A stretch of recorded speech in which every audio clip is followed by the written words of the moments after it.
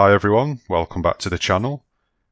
In this video I'm going to discuss my personal experience of being a landlord over the last 3 years. I'll discuss what this actually entails for me and the benefits and problems I've encountered along the way.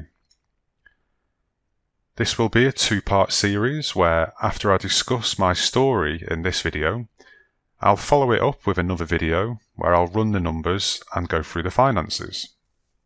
Being a landlord can have several benefits, as well as some drawbacks. The most obvious benefit is the steady income stream it can provide in the form of monthly rental payments. These rental payments usually cover the mortgage while leaving you with some extra cash left over. Private rental prices have been growing steadily in the UK over the past few years. The Office of National Statistics notes that rents have risen by 15.8% since 2011. Nevertheless, it's not quite as easy or as simple as that, which I'll explain further on in the video. So what property do I own? The property that I rent out is a 1-bedroom apartment that I bought in 2017. It's a spacious, modern apartment and has an open-plan kitchen with integrated appliances, good-sized double bedroom, and a contemporary 3-piece bathroom. I believe the location to be very good as well.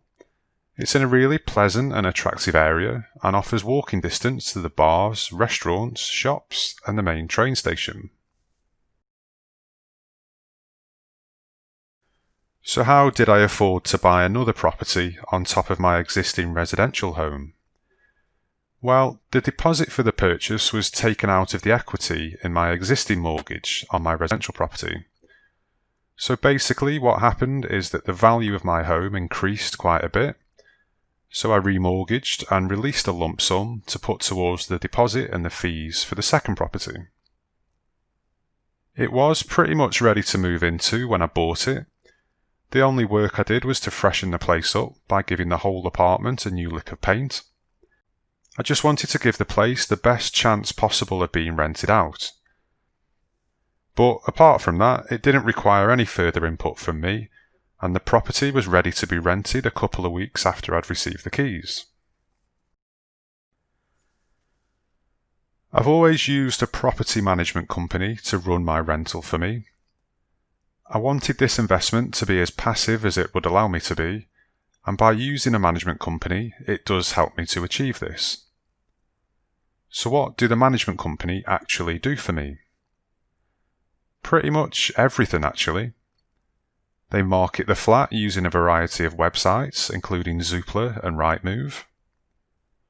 They carry out accompanied viewings and provide feedback to me. They carry out all tenant reference checks, including employment checks, ID checks, and credit checks. They sort out the tenancy agreement contract and rent collection. They do the deposit registration with the TDS, the Tenancy Deposit Scheme.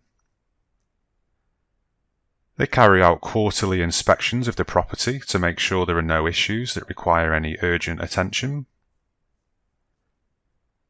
They do a full photo inventory, so I receive pictures of the condition of the flat and the furniture at the start and end of each tenancy. They would serve Section 21 notices. This is a notice to evict tenants. And finally, they have a dedicated maintenance team, so if something breaks at the property, they'll send their maintenance team round to investigate and provide photos for me. Then they'll give me a quote to repair the problem, and all I have to do is either agree or use my own contractor. If the tenant has a problem, they contact the management company, and then the management company would then email me. So there's no direct contact between myself and the tenants. This avoids any 3 AM phone calls to tell me about a leaking tap, for example. Any decisions I make are usually confirmed over email, which just makes it easy for me to manage everything from my phone. The management fee for all of this is 10% of the rental income, and this fee is only collected if there is a tenant in the property. If the property is untenanted, I don't pay anything. I also pay a finder's fee once the management company have found me a tenant, and these fees are usually just deducted from the rental income. So how have I found my first 3 years of being a landlord? Well, in my experience so far, it all depends on the tenants. The dream situation would be to have a tenant move in, and then you never hear anything from them until they move out. Well, you just collect the rental money each month. My first 2 tenants I had were exactly that. They moved in, I never heard a peep from them, the money would just roll in each month, and then they moved out. However, my 3rd tenants were an absolute nightmare that cost me a small fortune. It started a few days after they moved into the property, when they contacted the management company to complain about the condition of the sofas. In my opinion, there was nothing actually wrong with the sofas. They were pretty standard sofas that you'd find in most rental properties. They'd been left there by the people that I bought the flat from, and I do agree that the underlying condition of the sofas could have been a little bit better, but they had a nice cover over the sofa and they were still soft and still springy. It was in my long-term plans to buy some fresh new sofas, so I decided to just bite the bullet and make the purchase. After all, it would add value to the property and could impress potential future tenants. But then, about 2 weeks later, I got another email to say that the kitchen oven had broken. I'm not sure how this had happened, as it was fine for the previous tenants. As a landlord, I couldn't really leave this, as it's a necessity, and so had to spend £180 for the maintenance team to buy and fit a replacement. Then there was a moth infestation in the carpets, so another £600 was spent to treat the entire flat and buy new synthetic anti-insect carpets. Then the tenants broke a window handle. Again, I'm not sure how they manage this, more expenditure for me. I do have insurance, but these events were either not covered or it wasn't worth paying the excess for. I just couldn't wait until they moved out. I have my 4th tenant in the apartment now, and hopefully they won't give me any headaches. Thankfully, I've not had any contact with them so far. Probably the biggest issue I've faced so far was to do with an unpaid council tax bill. So for any period where the apartment is untenanted, I have to pay council tax. So in my first year, what happened is that the council sent this bill to the rental apartment rather than my home address, so I didn't even know about it. Maybe I should have thought about this and been proactive, but it was just a genuine oversight. Maybe as well the council could have spoken to the management company, as the management company always advise the council of who moves in and out of the apartment to provide the dates that I should be billed for. That way the council would have been able to obtain my contact details from the management company. But what actually happened is that the council referred my debt to a debt management company.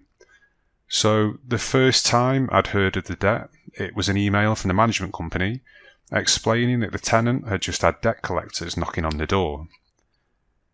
They'd also bumped up their fee to account for it now being with a debt management company. I sought some legal advice and was informed that I should settle the council tax debt plus what the debt management company added on. I reluctantly paid it, but it proved to be an expensive oversight, and I've definitely learnt my lesson from this. Another minor bugbear are the yearly tax returns.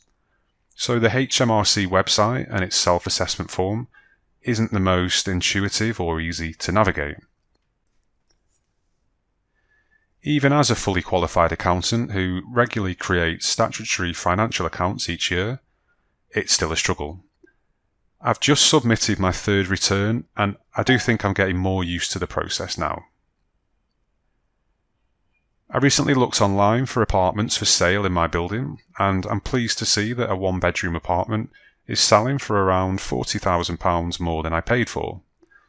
So it's nice to know that the value's increased, and this gives me the potential to remortgage again, to take out more equity, to use on another buy-to-let purchase.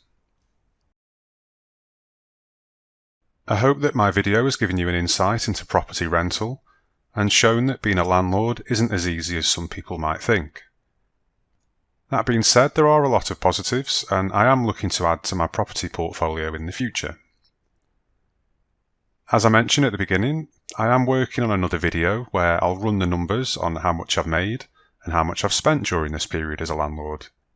I think a full financial analysis of my 3 years will help you to further understand what's involved in being a landlord.